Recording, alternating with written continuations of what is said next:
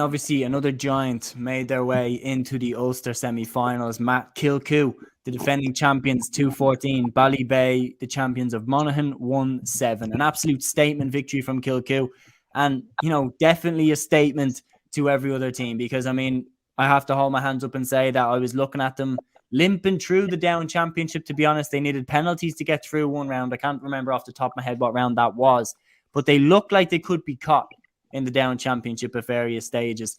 And then they get into the Ulster Championship. They come up against the Ballybay side that had beaten a really fancy Crossmaglen Rangers outfit and beaten them handily. And then they put down a 10-point beating on Ballybay. Hugely impressive from the champions. Yeah, very impressive. And again, I have to hold my hands up as well. Like I was saying on my page a few weeks ago that this team is done. This Kilcoo team is finished. Even against the Bars last year, in the semi-final, the Bars should have had a few instances in the game, and more so in the Down Championship. I think it was Warrenpoint actually they went to penalty. I'm not entirely sure of which club it actually was. It may be Mayo Bridge. I don't know who it was. Maybe it was both. But yeah, they struggled through the Down Championship, and then they produced a brilliant performance this game. Jerome Johnson, I think, scored 2-2 in this. I think he's an outstanding footballer, probably one of the best footballers in the country, not to blame for county for various reasons or one another. But it probably shows as well, lads, that the Down Championship isn't that bad.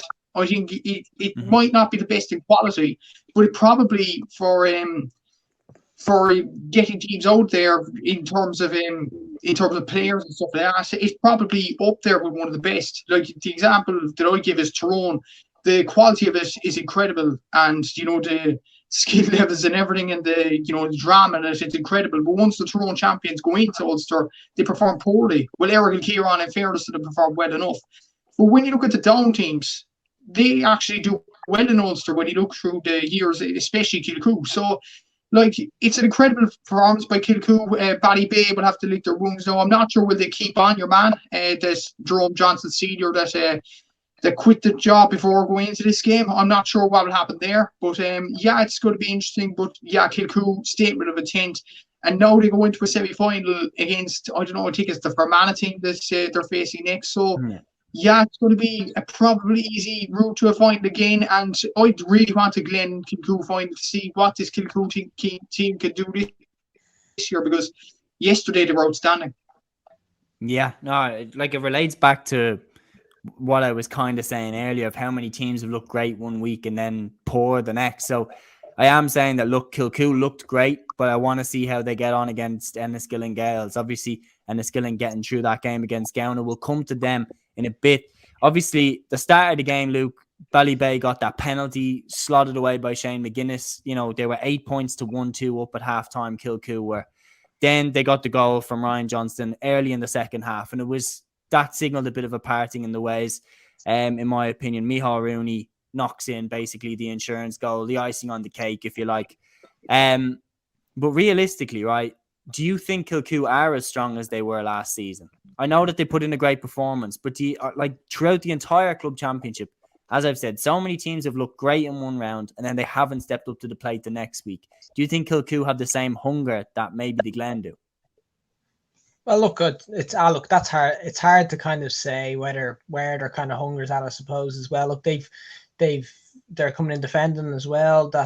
But look, I suppose you can only base off the performance at the weekend. And that, look, I just think the two teams kind of match up with each other quite well. And that you look at when it comes to actual superstars, yeah, maybe you say Conor Glass for the Glen, and then Jerome Johnson maybe for Kilcoo. And then outside of that, I'd say all the other players, they're good. They're very, very good system players, and that they know, both teams know their structures really, really well. You could say they pretty much play the game the same style, I'd say. I think the Glen are probably a little bit stronger at midfield. Well, I think the Glen's midfield is unmatched at club level in the country. And maybe I'd say that the Kilcoo full forward line is probably a little bit better than the Glen's. So that's the way I'm kind of looking at it coming in as well. I think Kilcoo better forwards, but I think the Glen might have a better kind of midfield and better control over the game too. So I think those things, it makes for a very, very intriguing game and hard to call. I do think that the Glen are making a lot of progress this year though. And I don't know. It's maybe kind of the popular choice at the moment to lean towards the Glen, but you can't write off Kilcoo, I suppose, based off look that run last year as well, what they've done up in Ulster too as well. So look, I think I really think that will be the final. I know we're going to talk about Enniskillen and Gales in a bit, but I'd be absolutely shocked if they do turn over Kilcoo, and I do think we'll get that final. Yeah, no, I'm in agreement with you there, 100%.